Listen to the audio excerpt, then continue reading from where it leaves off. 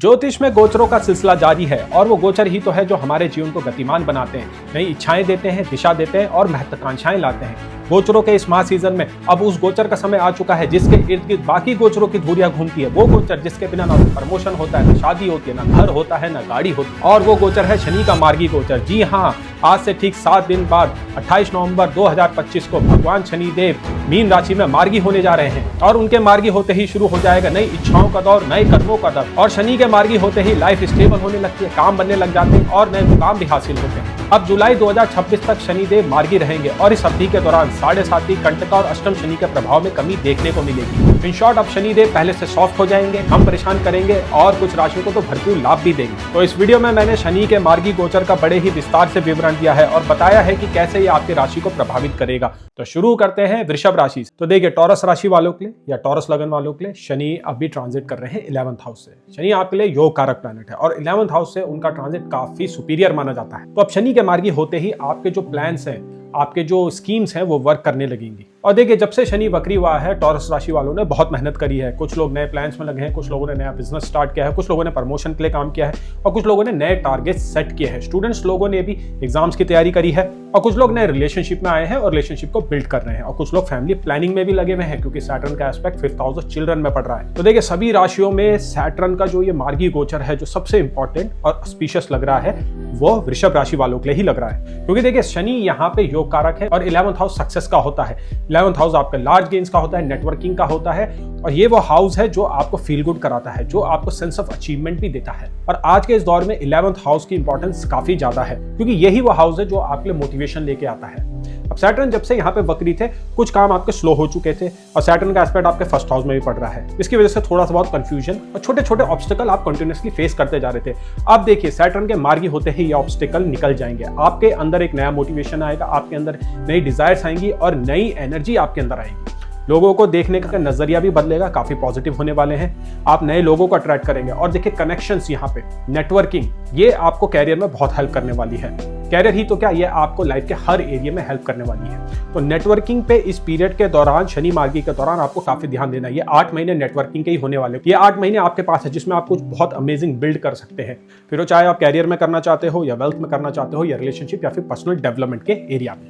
और देखिए, टॉरस राशि वाले एक बहुत ही अच्छे ट्रांसफॉर्मेशन से होके गुजर रहे हैं क्योंकि देखिए सैटर्न का एस्पेक्ट 1st हाउस के साथ साथ 5th हाउस ऑफ नॉलेज में भी पड़ रहा है, इमोशन में भी पड़ रहा है और 8th हाउस ऑफ ट्रांसफॉर्मेशन में भी पड़ रहा है।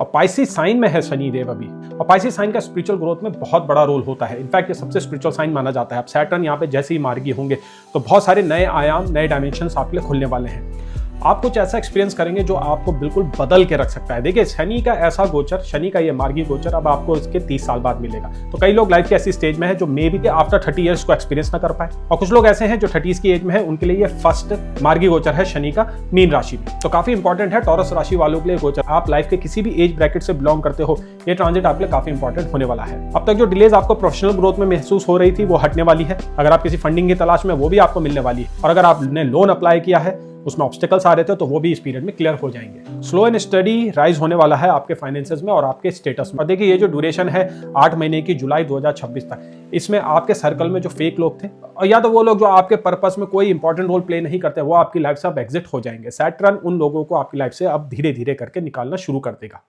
इसमें आपको कुछ करने की जरूरत नहीं होगी, स्थितियां वैसी बन जाती हैं, परिस्थितियां ऐसी हो जाती है कि अपने आप सैटर्न उन्हीं लोगों को आपकी लाइफ में रखेगा जो आपके सोल पर्पस को अचीव करने में सहायक हो। काफी लोग ये सोचते हैं कि सैटर्न का 11th हाउस का गोचर फाइनेंशियल गेन्स देता है और सक्सेस देता है, लेकिन सैटर्न का 11th हाउस में खासकर वृषभ राशि वालों के लिए बहुत बड़े ट्रांसफॉर्मेशन और बहुत ही ज्यादा स्पिरिचुअल ग्रोथ लेके आता है। ऐसे बहुत ही कम ऐसे साइन है जहां पे सैटर्न 11th हाउस में इतनी अच्छी स्पिरिचुअल ग्रोथ देता हो। अब आपकी जो फ्रेंडशिप है, आपके जो आसपास के लोग हैं, जो आपकी दोस्ती यारी है, वो बहुत ही मीनिंगफुल हो जाएंगे। गिने चुने लोग आपके सर्कल में बचेंगे, लेकिन ये जो लोग होंगे वो ऐसे लोग होंगे जो सच्चे दिल से आपके साथ रहना चाहते हैं, आपके साथ रिलेशनशिप बनाना चाहते हैं और आपके बेहतरी के लिए काम करना चाहते हैं। अब देखिए, सैटर्न आपके 5th हाउस को भी एस्पेक्ट कर रहा है। इसका मतलब लव अफेयर्स यहाँ पे कल्मिनेट होने वाले हैं। तो अब तक जो ऑब्स्टिकल आपको फेस हो रहे थे या फिर आप किसी कंफ्यूजन में थे रिलेशनशिप को लेकर, वो अब क्लियर हो जाएगा। उस व्यक्ति ने आपकी लाइफ में पूरा पूरा प्रवेश करना है या नहीं करना है, ये सैटर्न आपको बहुत जल्दी दिखाने वाला है। अगर आपकी महादशा और अंतरदशा सपोर्टिव है तो वो रिलेशनशिप आगे चलेगा, अगर नहीं है तो सैटर्न उस व्यक्ति को आपके जीवन से बाहर निकाल देगा। अब देखिए, सुनने में तो ये थोड़ा सा नेगेटिव लग रहा होगा, लेकिन देखिए सैटर्न वो मैच्योरिटी भी लेके आ रहा है आपके लिए कि आप उस पेन को इजीली नेविगेट कर ले, आप उस सिचुएशन को इजीली क्रॉस कर ले। तो अगर आपका ब्रेकअप भी होता है या आप किसी से बिछड़ते भी हैं तो इस बार आपको वो इतना प्रभावित नहीं करेगा। आपका देखने का नजरिया डेफिनेटली बदलने वाला है और बहुत ही पॉजिटिव रवैया आप अपनाने वाले हैं अपनी लाइफ में। इस पीरियड में आपका जो विजन है वो पहले से ज्यादा शार्प हो जाएगा। आपको एक ऐसी क्लैरिटी मिलेगी जो आपने अभी तक महसूस नहीं करी होगी। आपको किन लोगों के साथ एसोसिएशन करना है, आपको कहां से फायदा होना है और कहां से आपको फंडिंग मिलनी है या फिर कहां से आपकी ग्रोथ होनी है, आपको बिल्कुल क्लियरली दिखने लगेगा। लोगों का भी रवैया आपकी तरफ काफी पॉजिटिव होने वाला है। तो गिव एंड टेक का जो ये रिलेशनशिप है ये काफी अच्छा चलेगा, जिससे आपकी बहुत अच्छी फाइनेंशियल और कैरियर ग्रोथ होने वाली है। सोशल रेपुटेशन भी बहुत अच्छी इंप्रूव होगी। इस पीरियड में आप बहुत ज्यादा आउटगोइंग हो जाएंगे और नए नए लोगों से मिलेंगे। पार्टीज भी पहले से ज्यादा होने लगेंगी, गेट टुगेदर भी पहले से ज्यादा होने लगेगा और लॉन्ग डिस्टेंस ट्रैवल भी ज्यादा होने लगेगा, वो भी बड़े ग्रुप के साथ। और इन ट्रैवल्स में आप नए लोगों से भी मिलेंगे, नए कल्चर्स को भी एक्सप्लोर करेंगे, जो आपकी इंडिविजुअल ग्रोथ के लिए काफी सहायक होगा। जो लोग वर्क से काफी ज्यादा ट्रैवल करते हैं उनको भी इस पीरियड के दौरान अब ट्रैवलिंग में पहले से ज्यादा मजा आने लगेगा। वर्क रिलेटेड ट्रैवलिंग भी आपको अब एक्साइट करेगी, बोरिंग नहीं लगेगी। अब देखिए, अगर आपके 5th हाउस में मून बैठा है या 11th हाउस में मून बैठा है या 1st हाउस में मून बैठा है या 8th हाउस में मून बैठा है, अब तक सैटर्न के एस्पेक्ट होने की वजह से बीच बीच में आपको वो फ्रस्ट्रेशंस के दौर महसूस हो रहे थे, लेकिन अब सैटर्न के मार्गी होते ही वो फ्रस्ट्रेशंस का आपको पर्पस पता चल जाएगा, रीजन पता चल जाएगा। तो आपकी पर्सनैलिटी में अगेन एक पॉजिटिव डेवलपमेंट होगा। मेंटल हेल्थ इश्यूज जो भी चल रहे थे, चाहे वो एंग्जाइटी हो, ओसीडीज हो, स्ट्रेस हो या फिर ओवर थिंकिंग हो, अब उस मेंटल कंडीशन से आप बाहर आने लग जाएंगे। लेकिन देखिए, ये अवधि 8 महीने की है, तो बीच में एक ऐसा दौर है जो थोड़ा बहुत आपको परेशान और बॉदर कर सकता है, वो है सैटर्न का कंबशन पीरियड। सैटर्न कंबस्ट हो जाएंगे 28 फरवरी को और 10 अप्रैल तक वो कंबस्ट रहेंगे। और कंबशन का वो पीरियड है जिसमें आपको थोड़ा बहुत फ्रस्ट्रेशंस और पुरानी कुछ ऐसी यादें आ सकती है जो आपके इमोशनल स्टेट को थोड़ा बहुत बॉदर कर सकती है, लेकिन ज्यादा कुछ हानिकारक होते हुए नहीं दिख रहा है। अब देखिए, इसी पीरियड के दौरान हमें जुपिटर के ट्रांजिट को भी एनालाइज करना बहुत जरूरी है। जुपिटर आपके 2nd हाउस में 5 दिसंबर को एंटर कर लेंगे रेट्रोगेशन स्टेट में और मार्च तक वो रेट्रोगेट रहेंगे आपके 2nd हाउस में, और 2nd हाउस से वो आपके 8th हाउस ऑफ ट्रांसफॉर्मेशन को देखेंगे, जहां पे सैटर्न भी देख रहा है। इसका मतलब डबल ट्रांजिट आपके 8th हाउस के ऊपर हो रहा है, जो again sudden income, sudden gains, transformation, longevity, in laws, obstacles और हिडन ट्रूथ्स और अकल्ट साइंस को डिनोट करता है।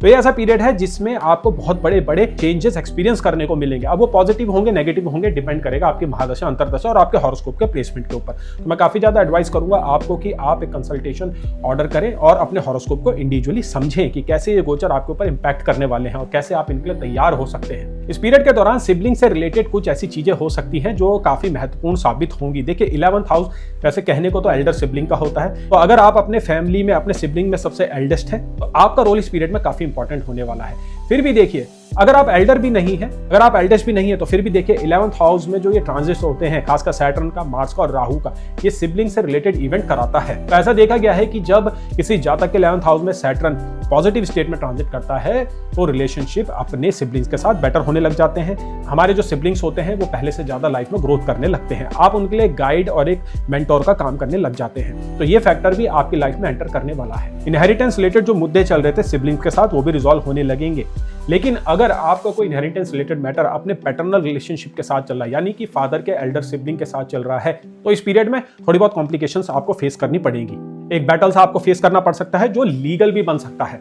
कोशिश कीजिएगा आप ज्यादा से ज्यादा डिप्लोमेसी का यूज करते हुए इसको रिजॉल्व कर सके, क्योंकि देखिए आपके लिए जो ये पीरियड है ये इंडिविजुअल ग्रोथ, फाइनेंशियल ग्रोथ और कैरियर में सक्सेस लेके आ रहा है। आपके लिए बहुत जरूरी हो जाएगा कि आप इन पॉजिटिव चीजों में अपना टाइम दीजिए रैदर कि किसी लीगल इश्यूज में फंस के। तो डिप्लोमेसी आपके लिए की होने वाली है इस पीरियड के दौरान। चिल्ड्रन से रिलेटेड जितने भी मैटर है वो भी रिजॉल्व होते हुए दिख रहे हैं। सैटर्न ने 5th हाउस में जो अब तक अपनी वक्री स्टेट में एस्पेक्ट किया है, उसने चिल्ड्रन के एरिया में कुछ ऐसे मैटर्स तैयार करे हैं जो अब आपको पॉजिटिव रिजल्ट देने वाले हैं। अगर आपका चाइल्ड कोई सब्जेक्ट चूज करने वाला है या एजुकेशन के लिए अब्रॉड जाने वाला है या सिटी चेंज करने वाला है, या फिर आपके चिल्ड्रन को अगर कोई हेल्थ इश्यूज चल रहे हैं या किसी भी प्रकार के स्ट्रगल से वो गुजर रहे हैं, तो सैटर्न मार्गी होते ही वहां पे उनको वो रिलीफ देने लगेगा। आपके रिलेशनशिप आपके चाइल्ड के साथ भी बेटर होते जाएंगे। अब तक आपने समझ ही गए होंगे कि ये सैटर्न का जो मार्गी पीरियड है आपको लाइफ के हर एरिया में इंप्रूवमेंट देने वाला है। ठीक उसी प्रकार से हेल्थ को भी आपके इन्फ्लुएंस करेगा। सैटर्न 11th हाउस से 5th हाउस ऑफ स्टमक को भी देख रहा है और 1st हाउस देखिए असेंडेंट आपकी हेल्थ को डिनोट करता है। असेंडेंट सबसे इंपॉर्टेंट होता है हेल्थ रिलेटेड मैटर्स में। सैटर्न के यहाँ मार्गी होते ही आप पहले से से ज्यादा एक्टिव महसूस करेंगे,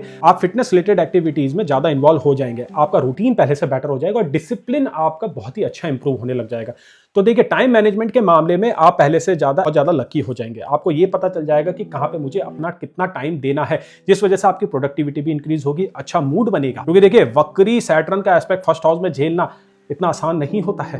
अब अगेन एज ग्रुप के हिसाब से इसका इंपैक्ट अलग अलग वे में हिट करता है, लेकिन ओवरऑल वक्री एस्पेक्ट सैटर्न का फर्स्ट हाउस में आदमी को लथार्जिक, लेजी, प्रोक्रेस्टिनेटर और बीच बीच में उनको वो सैड भी बनाता है। अब सैटर्न के मार्गी होते ही इस प्रकार के इमोशन से आप बच सकेंगे, इस प्रकार की हैबिट्स में आप इंप्रूव ला सकेंगे। तो देखिए, अगेन पर्सनल डेवलपमेंट को लेके, पर्सनल हेल्थ को भी लेके ये ट्रांजिट काफी इंपॉर्टेंट लग रहा है। लेकिन स्टमक रिलेटेड इश्यूज मैं बोलूंगा कुछ कल्मिनेट हो सकते हैं, खासकर सैटर्न कंबशन के पीरियड के दौरान। और देखिए, जुपिटर जाते जाते जब जून में आपके थर्ड हाउस में एंटर करेगा ना, तो एकदम से कुछ हेल्थ इश्यूज आ सकते हैं, थोड़ा बहुत आपको हॉस्पिटल विजिट करनी पड़ सकती है। ज्यादा कुछ बड़ा नहीं होगा, छोटे मोटे इश्यूज में ही ये समय टल जाएगा। क्योंकि देखिए, सैटर्न आपका योग कारक प्लैनेट है और आपको तो वो प्रोटेक्ट कर रहा है फर्स्ट हाउस में एस्पेक्ट करके। अब सैटर्न अपने में नेचुरल मैलेफिक है, टास्क मास्टर है। देखिए, उसका काम करने का तरीका, उसका उपहार देने का तरीका, उसका प्यार करने का तरीका थोड़ा सा टफ होता है।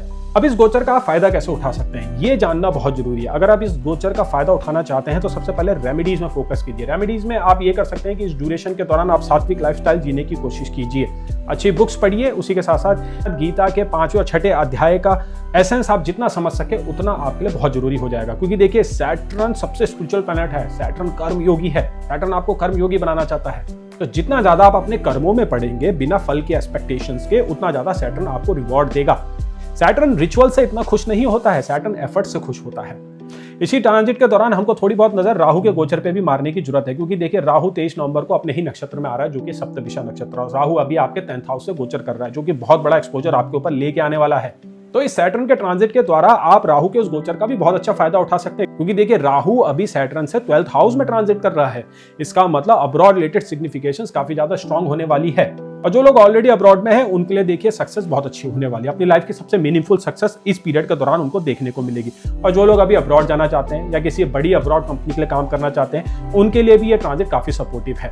अपनी सक्सेस के चांसेस को बढ़ाने के लिए आप अपनी छोटी उंगली में एमरल्ड पहन सकते हैं। क्योंकि देखिए, मरकरी आपके लिए 2nd और 5th हाउस लॉर्ड है, वो आपकी रीजनिंग एबिलिटी, आपकी स्पेकुलेशन को इंडिकेट करता है। और सैटर्न कहीं ना कहीं 5th हाउस में एस्पेक्ट करके उसको सरपास कर रहा है। सैटर्न आपको जो है लॉजिकल और प्रैक्टिकल बनाने की कोशिश कर रहा है, जो कि जरूरी भी है। लेकिन सेम टाइम आपको अपनी इंट्यूटिव कैपेबिलिटी को भी इंटैक्ट रखना है। अगर उसमें कुछ कमी महसूस हो रही है तो वो आप मरकरी का स्टोन पहन के एनहांस कर सकते हैं। तो ओवरऑल ये ट्रांजिट काफी इंपॉर्टेंट लग रहा है और काफी गोल्डन साबित होने वाला है। सारे साइन में सबसे ज्यादा फायदेमंद ये टॉरस राशि वालों के लिए ही लग रहा है। एक नया अध्याय उनके जीवन में शुरू होने वाला है।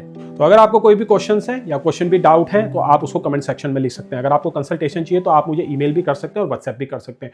और वैदिक एस्ट्रोलॉजी के प्रिंसिपल्स को समझने के लिए, आर्टिकल्स को रीड करने के लिए जो काफी डिटेल में लिखे गए हैं, आप thevedicahoroscope.com पे विजिट कर सकते हैं। बहुत जल्दी मिलेंगे नए वीडियो के साथ, जो कि होने वाला है 5 दिसंबर का गुरु का ट्रांजिट, जो कि अब मिथुन राशि में अपनी वक्री स्टेट में एंटर करने वाले हैं।